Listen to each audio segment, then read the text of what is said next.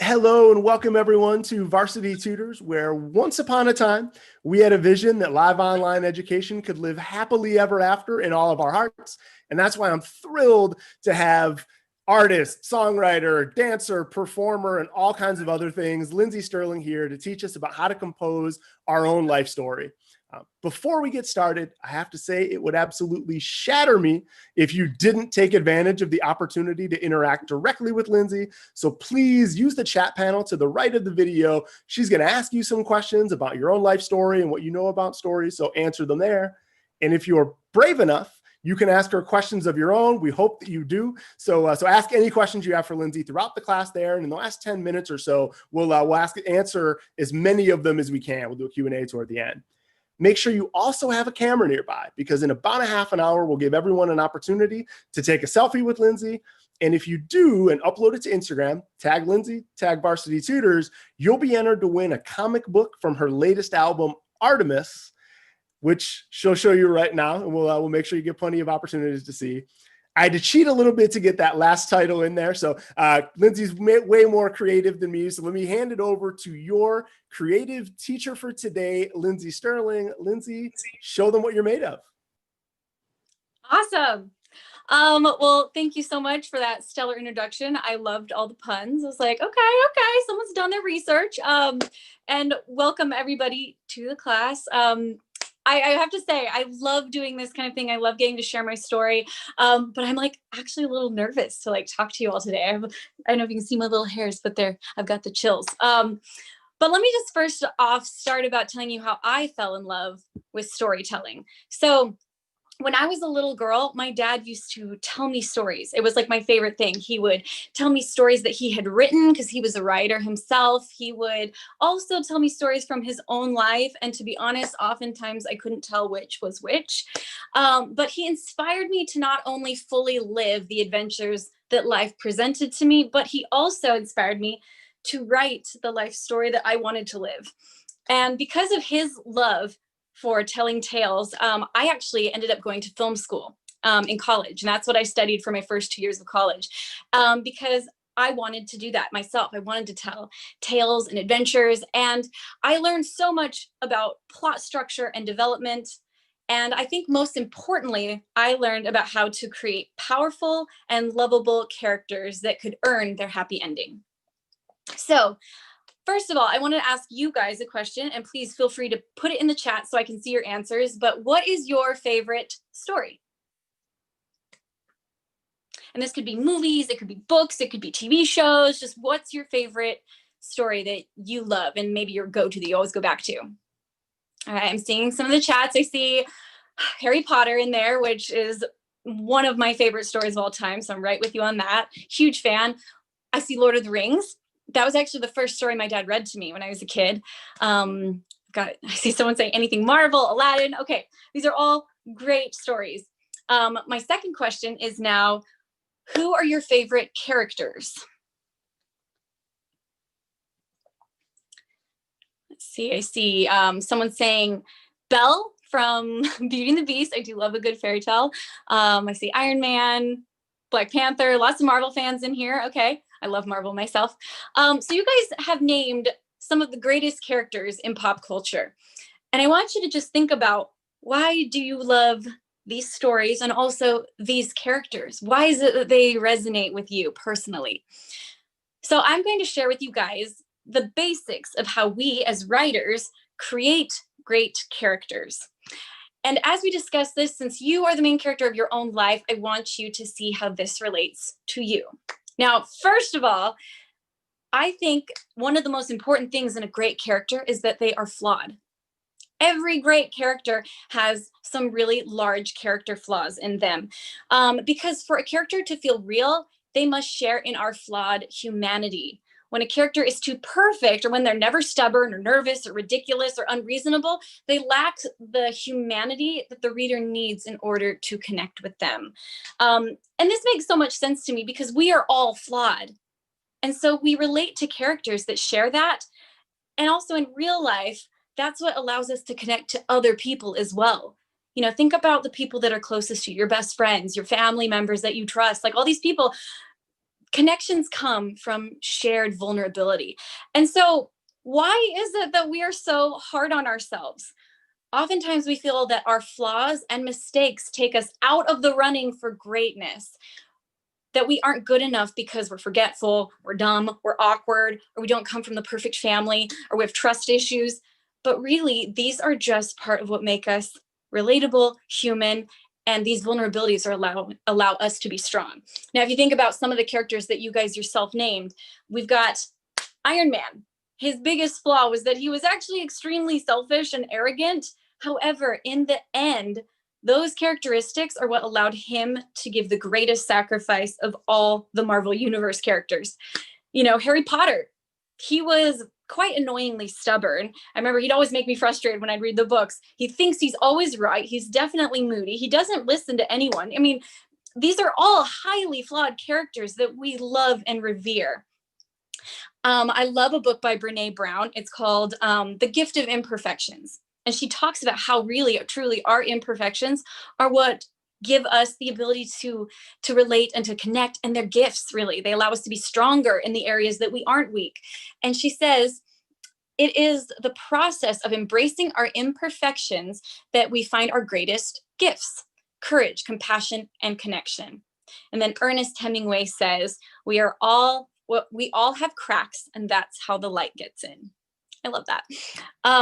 My sister once told me, she said, Lindsey, I realize there's two kinds of people in the world when it comes to flaws. She's like, there's those that, like, you know, do something clumsy and they say, oh my gosh, like, I'm such an idiot. I can't believe I did that. Like, I'm so clumsy and stupid and awkward. She's like, and then there's someone who knocks over the glass and they say, oh, whoopsies. And she was like, Lindsey, I'm the first one. I'm the person that, like, literally tears myself apart over spilling a cup of water. And I was like, oh my gosh, you're right. I think a lot of us are. And so I've made it a goal in myself to just begin to accept some of my flaws by becoming an oopsie person. So now when I do something, like if I'm running out of the house and I forgot something, instead of being like, oh my gosh, I'm such an idiot, I stop myself and I out loud say, oopsie, because that's the kind of person I want to be. I want to be the kind of person that realizes that my flaws don't define me. Just like the greatest characters of all time, our flaws are what connect us to humanity. All right. Secondly, one thing that makes a great character is uniqueness, unique characteristics. Now, some of my favorite characters I've put on the screen, and oh, sorry, not myself. I mean, yeah, but these other four, they're some of my favorite characters from literature and movies. We've got Zooey Deschanel from New Girl, who is so quirky and so awkward and so funny because of it. We've got Yoda, who speaks in a whole new dialect and has very interesting green skin. We've got Dory, who's forgetful and so quirky. And then we have Katniss, who is very serious. That's what made her unique. Instead of trying to be showy and fun and bubbly, she was very, very serious and literal. So you see that all these characters are so different and unique, and that's why we love them. We love uniqueness in fictional characters. Often as consumers, we love uniqueness in artists. Think about Lady Gaga, Prince, all these artists that are revered. It's because there's something different about them. We also admire individuality in real life people. And yet, why is it that we waste so much energy trying to be like everyone else? What is it that we think we're even chasing? It's like it's some false sense of what we think other people think we're supposed to think. It's not even real if you think about it. You know, and I live in LA, which sometimes feels a little bit like the plastic surgery capital of the world, where everybody's trying to get the same nose, this thin little pretty perky nose. Everyone's getting their lips injected to have the exact same shaping lips. People are getting their jaws restructured to get rid of this. I don't know. For what? Everyone's trying to look exactly the same. With fashion, everybody's constantly chasing the new trend. Even in personalities, a lot of times we see people that we think we revere and suddenly we want to be like them. We will never be the best version of what somebody else is. We will only ever be the best version of what makes us, us. Now, you are the main character of your story, of your life. So don't let anyone else tell you who you are and how you should be. Now, I know this is easier said than done because we as humans are extremely impressionable. This is why the US alone spends $200 billion on advertising every year. $200 billion. Every day you are hit by 4,000 to 10,000 influences telling you how you can be happy, how you can be more popular, more well-liked, how you should dress, what you should eat, etc. These influences come from the best marketers in the world, the best artists, and the most beautiful people on TikTok. Now, the average teenager spends about 9 hours on social media a day, so you better believe that these things that you see are affecting you. So if you don't actively decide who you want to be, you give that power to others to determine how you feel about yourself and what you value. Remind yourself that you do not need to look like that girl on TikTok. You just need to be the best character, or just like the best characters in any film or story. You are unique, and that's what makes you special. Now, when I was a senior in high school, I was trying to earn money for college, and I decided that I would do the Junior Miss pageant. That's right. It was a scholarship program in the form of a pageant. And I'm talking, I wore the fancy dress and everything. You had to do the poise walk. You know, you had to answer the onstage interview question. I did the thing. And there was also a talent portion of this competition.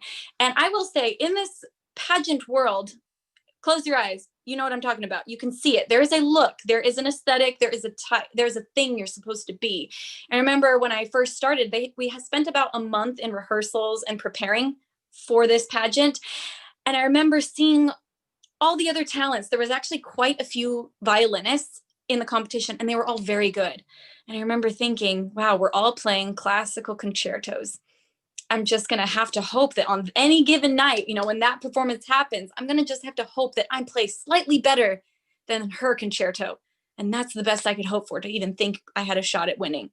And there were some dancers, there was this, there was that. And I remember one night, like, talking to my mom and just being a little discouraged. And I was like, Mom, I wish I could just go out there and do something fun.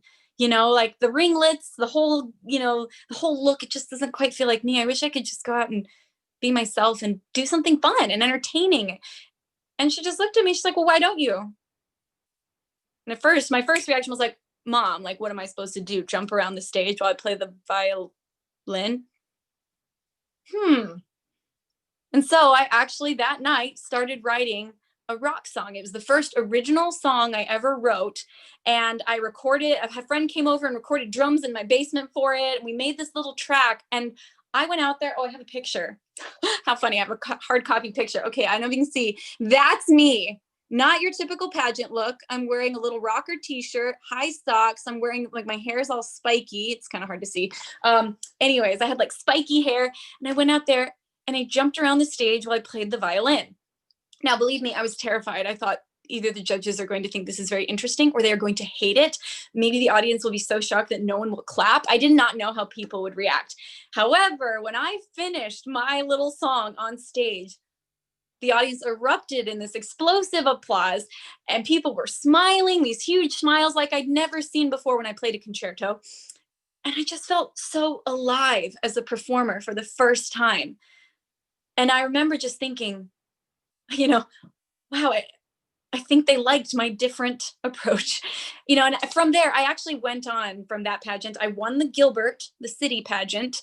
I also won the talent portion. I went on to the state. I actually won the state. I was shocked. I was like, I'm not the pageant girl. And I went on to win the talent portion at the national pageant, and it paid for a good chunk of my college, all because I decided to go out there and be what Lindsey was. Rather than forming myself into the pageant girl, I formed the pageant girl into Lindsey. And, you know, while it may seem natural to try to just fit in and be the best version of what someone else wants you to be, the most successful and happy people find a way to be the best version of themselves and embrace what makes them unique and authentic. So another important thing is that you can change your definition. Once you've defined your character and realize that you have a definition for yourself, you can change in a good way, for the better. And let me explain. So I've spent the last 18 months writing a comic book, and a mentor taught me years ago, and I was learning about storytelling. They taught me that if you have a problem when you're writing a scene, a specific scene, and if you can't fix that problem, then the problem is probably not in the scene. the problem probably occurred, or the issue is stemming from the fact that you haven't set your character up properly, or you haven't defined them well enough to make the scene make sense. So if you are the main character of your own life, have you ever thought about how you define yourself? Do you like how you define yourself? And if you want to be the writer of your own story, this is a very important question to ask. So when I was in college, I think that was the first time I realized I had a definite, hold on, my dog is really exploding. And while Lindsey does that, see, part of storytelling is pausing for effect. Remember, you can ask Lindsey any questions you want to ask, Right. so get those in the chat. And now we're back. Good stories have commercial breaks too, right? That's right. We're back. I'm so sorry. She's been so quiet all day. And of course, right now. Anyways, so when I was in college, that was the first time that I realized that I had a definition for myself and that I believed myself to be something. So it was my sophomore year of college, and I just became extremely, extremely depressed, something I'd never experienced before. And I remember during this time, I felt like my life was literally painted in gray. I remember having no reason to get out of bed in the morning. Sometimes I literally would just lay in bed for hours, just feeling overwhelmingly depressed and sad. I remember looking in the mirror, and if none of my roommates were home, I would whisper and look myself in the eye and say to myself, I hate you. I just hated myself so much, and I didn't know what had happened or how I had become this. And I remember finally opening up to my mom about this, just being like, something's wrong. And I don't know, like, I do not know who I've become. I do not like myself. And we kind of started to talk about things. And finally I came to the realization that I was anorexic, and that anorexia had consumed my life and taken over.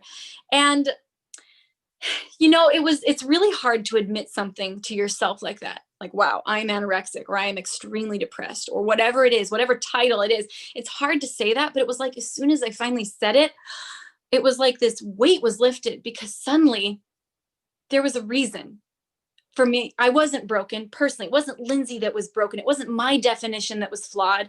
It was that something had attached itself to me. And now that I knew what it was almost like I had an enemy defined. Now I knew who the enemy was, and I could attack it. I could approach it. I knew that I knew how to solve problems, because I thought to myself, well, I learned to play the violin once upon a time.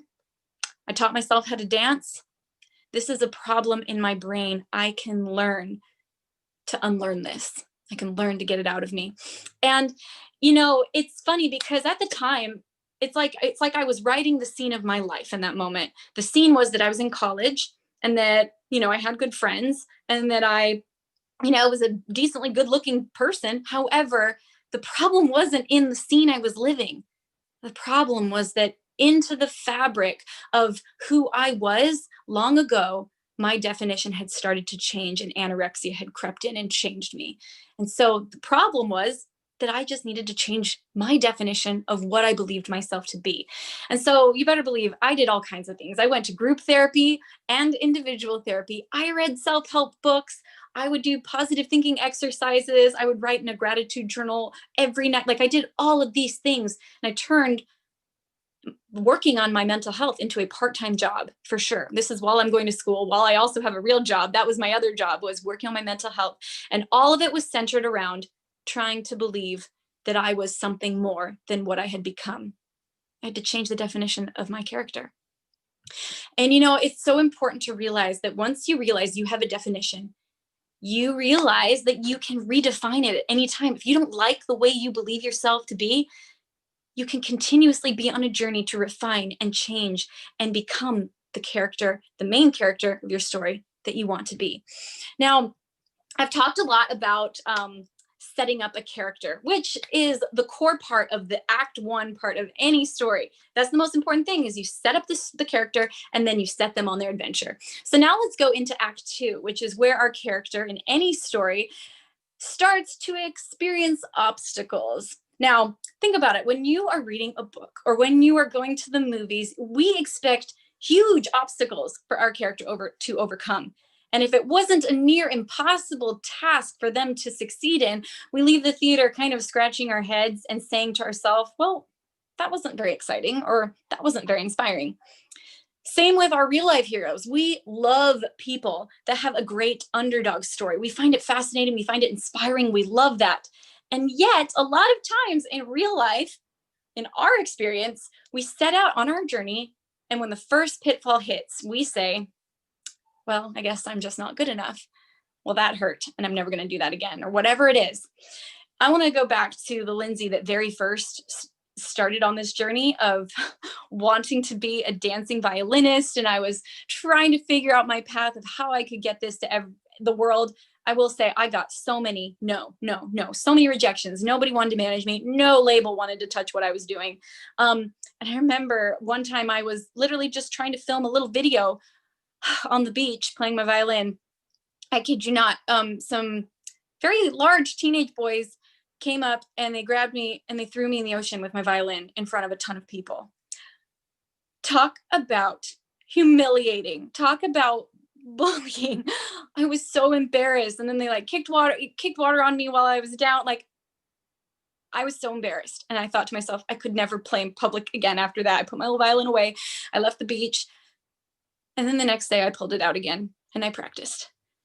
We all have to experience setbacks. We all experience disappointment or embarrassment. It's part. I mean, if that was in a story, if that was in the beginning of any movie, you better believe you would, as a viewer, be rooting for that character. You'd be like, I know she's going to make it. Like, because we do. We love seeing these moments. They inspire us. However, it's so hard to go through. And I just want you to know that when you go through them, you're not alone in them. Every great fictional character has gone through them. And every person who's successful has gone through them. Also, another important thing about these pitfalls in any story, when these obstacles start to occur for our main characters, there's either two options. One, there's the just keep trudging forward. Like I got thrown in the water, keep trudging forward. There's also, sometimes it's time to change the settings of your story. Either they change their location, they change their plan, or they change their circle of friends, and years ago, actually, this story that I'm about to tell you took place when I was actually quite successful. At this time, I had already toured the world. I had gold albums. I was I was doing pretty well as an artist, and I got the opportunity to perform with a very well-known opera star. I will not say any names here, but I had the opportunity to play at the O2 Arena in London, which was a bucket list venue that I'd always wanted to play at, with the Royal Philharmonic Orchestra, huge deal, and this really credible opera singer. I remember I worked really hard on the piece. It was a solo that I was going to be playing during his performance while he sang. And I showed up to the rehearsal the day of, I guess the sound check, you should say. And as I walked up, I saw the orchestra members like whispering to each other. We were all together. No one spoke to me. They all kept turning their backs to me. When I played my solo, I saw them laughing at me. I was so humiliated. And I thought, I can do this. In the backstage area, in the dressing room, again, just turned their backs to me. They did not like me. Apparently, they did not respect me as an artist. And they made it very clear that they were too good for me. On stage in front of, I think it was 15,000 people. After I finished my solo, the opera singer took the other soloist's hand, turned their backs to me, and bowed to the audience, leaving me standing alone. Now, I tell you this because, again, it's so easy to take the opinions of people and see them as a full picture, to say he thought I was terrible, that orchestra thought I was terrible. That must mean I'm terrible. But sometimes you just have to change the setting. I was not revered in the classical world. I still am not. However, I just have to change to a different place. And I collaborate with all kinds of rock stars. I've worked with John Legend, Celine Dion, Pentatonics, Rivers Cuomo from Weezer. I've worked with so many iconic, amazing people. And if I had let the opinions of this one group tell me I wasn't good enough, if I hadn't decided to change my situation and go to a different setting, I never would have gotten those opportunities. And so if the setting that you're in is not working for you, part of an obstacle is sometimes realizing if it's time to, maybe if your friends don't make you feel good, maybe you need to find friends that make you feel like you're enough. If You know, if you don't make the soccer team, maybe that's just not the right team for you to be trying out for. Maybe next year will be better. I don't know, but it's important to reevaluate and reassess the situations to realize that one no does not mean that it's forever the opinion. One of the most important parts of any story is the big setback. Now, there's always a series of obstacles, but then there's always this like huge setback. It usually happens at the end of Act 2. I have some pictures on this screen. As you can see, we got Luke Skywalker and Darth Vader. One of the biggest setbacks, I think, in all of the 3-act, storytelling history. At the end of The Empire Strikes Back, Luke finds out, spoiler alert, that Darth Vader is his father. He's the enemy of the universe, and he finds out that he's his father. Luke also gets his hand cut off when he's trying to fight his father. His best friend and ally, Han Solo, gets frozen in carbonite. And it seems as though the Empire has completely won. Pretty much an all-time low for the resistance. And this happens in most stories, though. It's like, even in rom-coms, you see they're about to get together, and then there's some huge trust issue that just ruins everything. And I think that it always feels like everything is lost at this point. And I think one of the biggest Act 2 setbacks that I've ever experienced was when I went on to America's Got Talent. Now, up to this point, I had been experiencing my obstacles. I had been thrown in the ocean. I had been told no by so many record labels. I had been sleeping in my car after performances sometimes in order to save on hotel bills. I had experienced my struggles, and I felt like I was ready for the victory.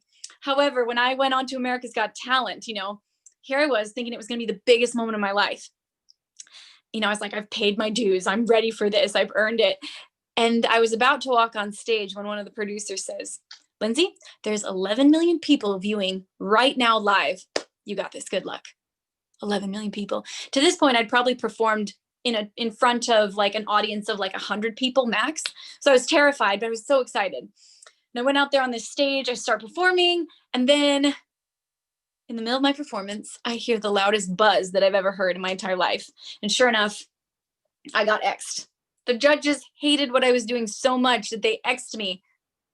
That means they basically want you to stop right there, and they really don't like it. I went up to the microphone after my performance, and you face the judges and they tell you then what they thought of your performance. And I knew it wasn't going to be good. And they proceeded to tell me that I sounded like a bunch of rats being strangled while I played my violin. They proceeded to tell me I didn't have what it takes and I wasn't good enough.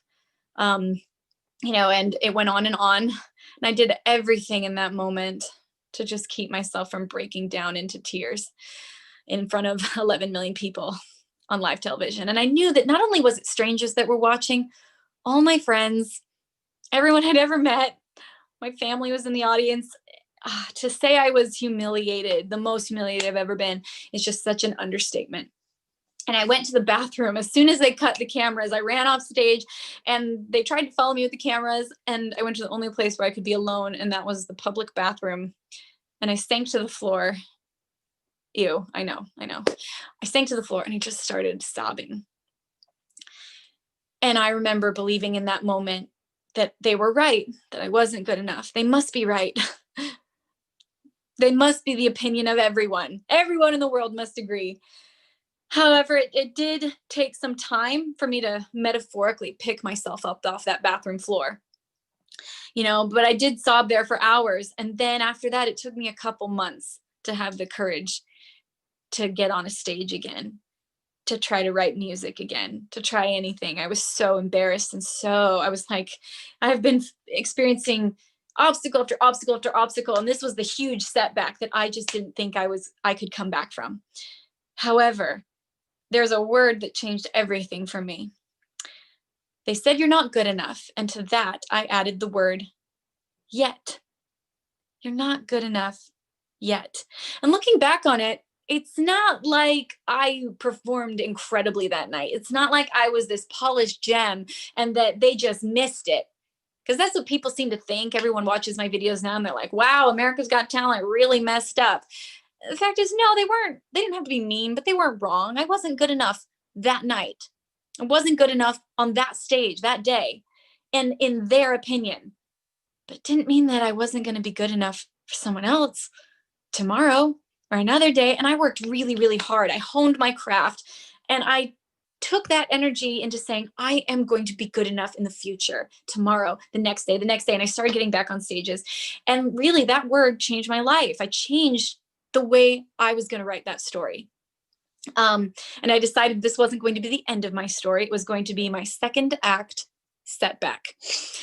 So moving forward from that, who would have thought that that experience actually would become one of the most key moments of my story?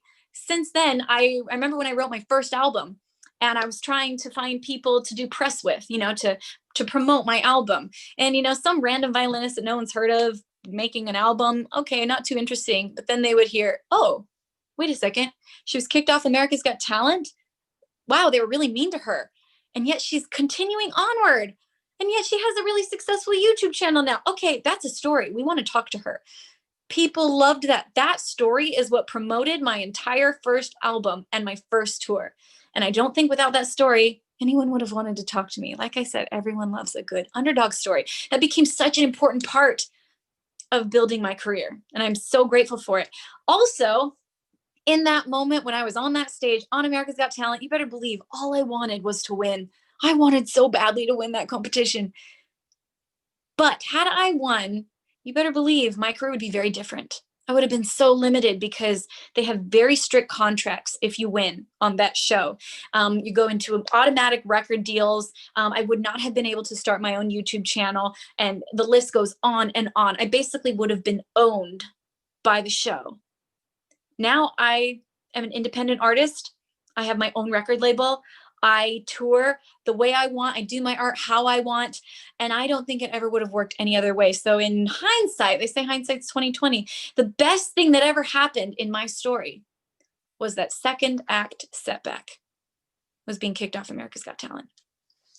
Failure is temporary. And sometimes it is the crucial piece in your overall story, the same way it is in any great film or any great book. Opportunity often slips through the back door disguised as failure. And I want you to remember that next time you feel like a failure, next time you feel like, you can't do it, or you're not good enough, or you're too dumb, or you're not pretty enough, whatever it is, I want you to remember that says who that you're not enough.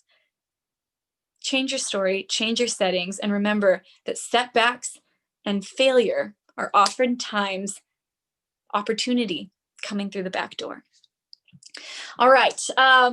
So unlike most movies or novels where there is like this structure of 3 acts, beginning, middle, end, boom, done, your life is going to have so many cycles of that. And that's a beautiful thing. I like to think that life is kind. I really do. That's been a motto that I've lived by. I love living by that because I would much rather believe that life is kind and full of second chances, rather than thinking that it's the end of the story every time the door closes. But no, life is kind. It will always give you other chances. And these are all just chapters. You have so many chapters to write. You have so many obstacles that you have yet to overcome. And you have so many victories that you have yet to experience.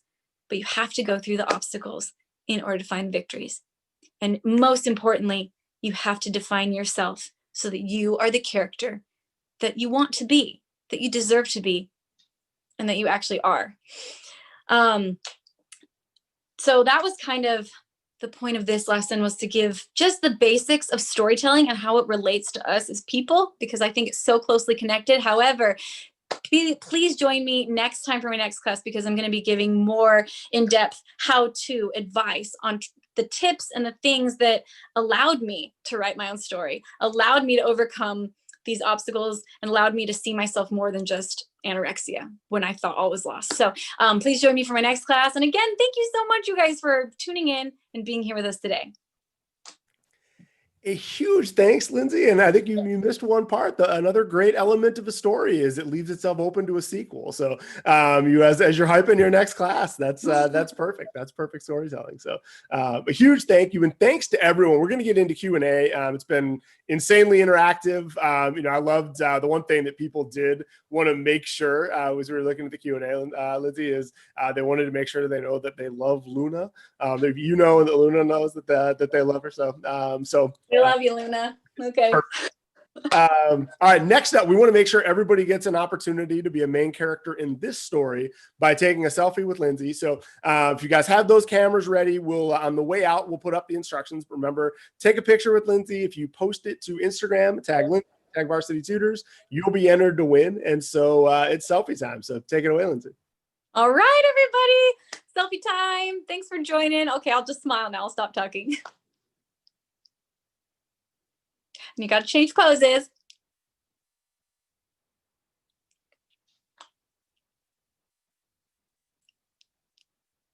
Hold on. I'm going to hold up the comic books that you guys can win.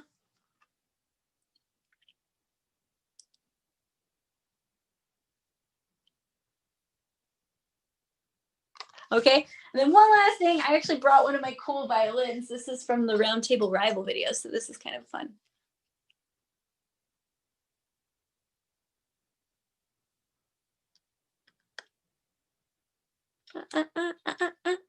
Did we get it? All right, I think we got it. As you guys know by now, if you missed your opportunity, Lindsay smiles a lot when she talks, so you'll get more opportunities as we go through some Q&A. But people have been asking great questions and sending over a lot of the other most heartwarming moments. You're juggling the chat and a whole bunch of things, Lindsay is. So I'm sure you've seen some of them, but how many people at different points were like, "No, Lindsay, you're great." Anytime you would talk about your setbacks and things. So a lot of positivity out there. One, and you were amazing. Actually, the program answered a lot of questions even before they came in. So one was people wanted to know what was the first song you ever composed, but we know it was for the pageant. So I guess to add on to that, do you remember it? And if prompted, could you play it? I think it would take me a second. I would play it a little slower. It was a fast little piece. It was very like rock fiddle style. I believe is still, I think it might be a private video now. For a while I had it on my YouTube channel. It might still be there. Actually, I think it is still there. If you just like look way back in the archives of my channel, it's there. But yeah, I think I could still play it. Maybe sometime we'll like bust that out on a live chat.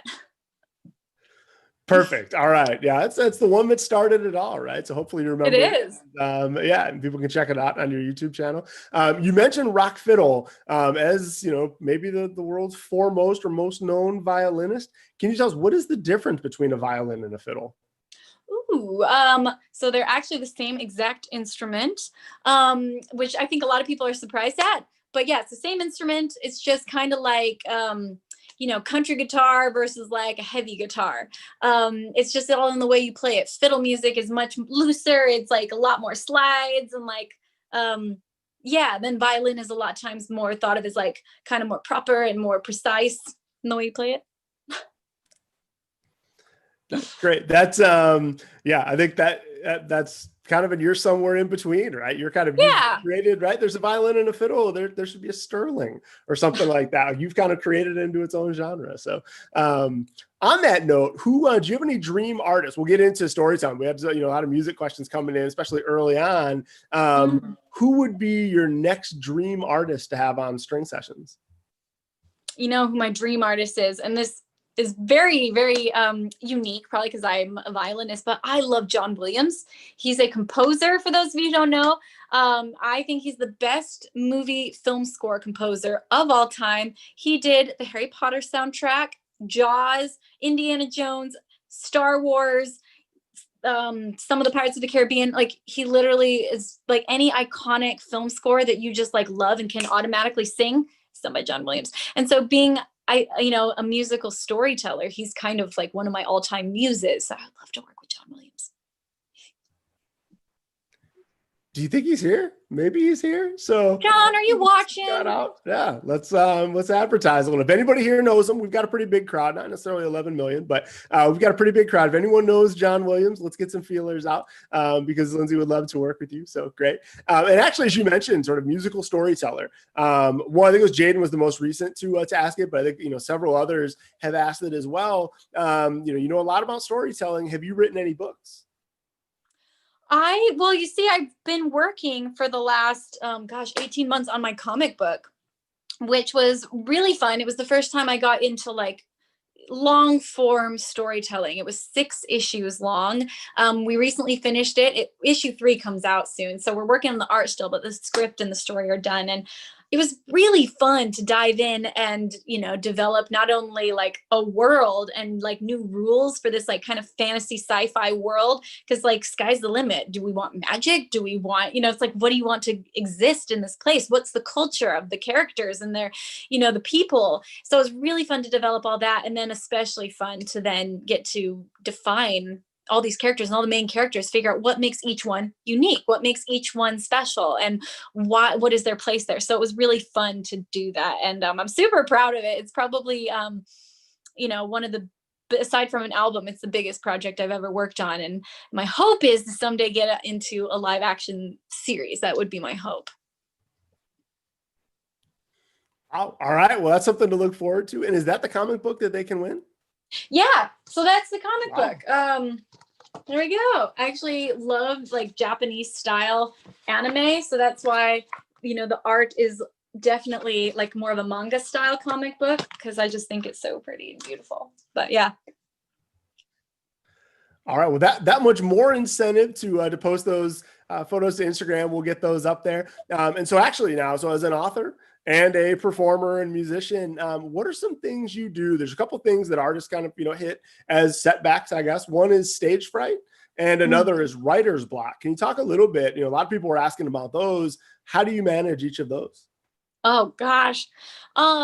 Stage fright. I'll talk about that quite a bit in my next lesson. So I won't go too deep into that because there's some fun stories I have that I can speak to that. But I will say I still get stage fright and I meditate before shows. I have kind of like a pre-show ritual that everybody knows starts about like 2 hours before the show of like warming up. And I think one of the biggest things for me recently in stage fright has been reminding myself that I'm out there to give a gift. I'm not there, like people aren't out there to judge me. They're not out there to, that I need to step on the stage without worrying about fear. Because that's where I think stage fright comes from, is that you're stepping on the stage afraid you'll mess up. And rather than going in there like, I might mess up, it's, I'm going to do the best I can. I'm human. I will mess up. Every show, of course, a note is a tiny bit out of tune, or like I, didn't vibrato as well as I wanted. Of course, every show I make mistakes. So I just have to accept that that's what's going to happen. But I'm out there not in fear of messing up. I'm out there to give a gift. And that gives a different mindset, like shifts from me. And when I start to panic, like, oops, I made a mistake. Like, oh no. And I start to spiral. It's like, nope, I'm out here to give a gift. I'm out here to help people smile. And like staying in that mindset is what keeps me, in a good place while performing. Because it's very easy to spiral while you're on stage if you get into the fear mindset. Then writer's block, gosh. For me, it's just keep going. And I've now been through the album process 5 times, written 5 albums. And now I've written, I wrote a memoir book and now I've written a comic book. So I've done a lot of writing, and writer's block is a real thing. And for me, it's just keep going. You're going to experience it. It's going to happen. Every artist writes about at least 5 songs for every decent song. Like there's like 4 songs that no one will ever hear, just to get to the one that was like, okay. And then you collect a pile of okay songs and you find the ones that you can make great. So there's so many terrible songs that have been written by your favorite artists, that have been cut by your favorite artists, that you'll never hear because that was part of the writer's block. And just accepting that it's going to happen. You're just trying to get through the weeds so that you can find the gems. That's great advice. I know in your next class, you'll talk even more about the creative process and into that. But yeah, it's all part of that act two of, trying to overcome, writer's block is just one of those challenges to overcome. I think we got time for two more questions. So one is one you asked everyone about, who's their favorite character. A lot of people wanted to know who's your all-time favorite character. Ooh, who's my all-time favorite character? I mean, if we're going recent, I recently watched all the Marvel movies and I love Iron Man. I just really love Iron Man. Secondly, much more unique character is my favorite movie is It's a Wonderful Life. And I love Jimmy Stewart's character in that. Probably because he reminds me of my dad. And I love that he's the character that feels like he never did anything when really he did everything, and in the end, he realizes that this small, insignificant life that he felt he lived what meant the world to so many people. And it's so beautiful. So that's probably my favorite character. Anyway, so if you guys haven't seen that movie yet, it's so good.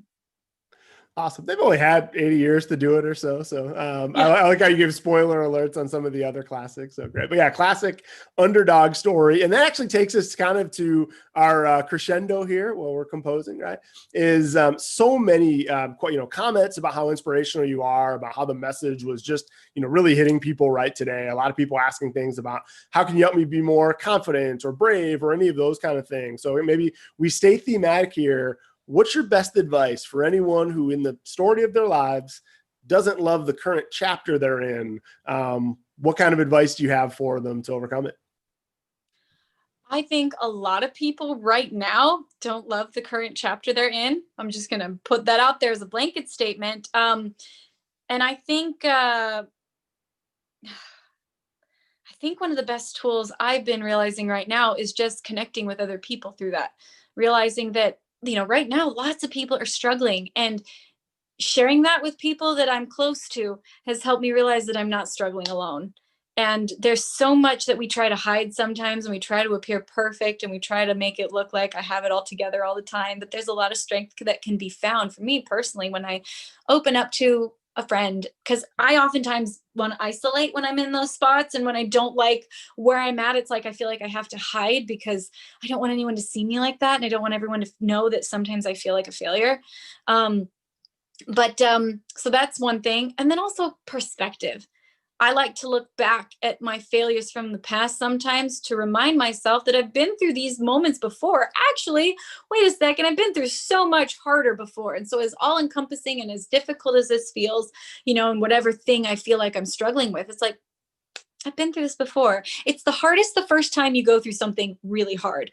And if you can get up from that fall, that will be a staple for the rest of your life to remember that you made it through something really hard. And so I can make it through today.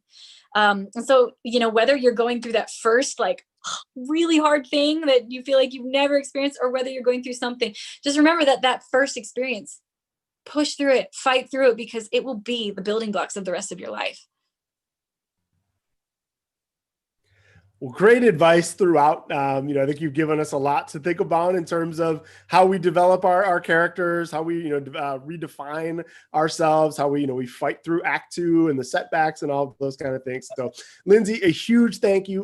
We know we've got the sequel coming up in October. So everybody check out varsitytutors.com for more information on Lindsey's next class, on some other exciting classes we have coming up. Next week we have Common. I don't know if you want to collaborate with him at all, but I'm going to ask him about the ratio of 5 good songs to every one. There's five songs to every one that hits. So we'll do that. So check us out at varsitytutors.com for more classes coming up. Again, Lindsey, thank you. This has been a real thrill to be able to tell some stories with you, and everybody will see you back next month for that class, but hopefully beforehand. So thanks, Lindsey, and we'll put those. Right. Thank you. Bye.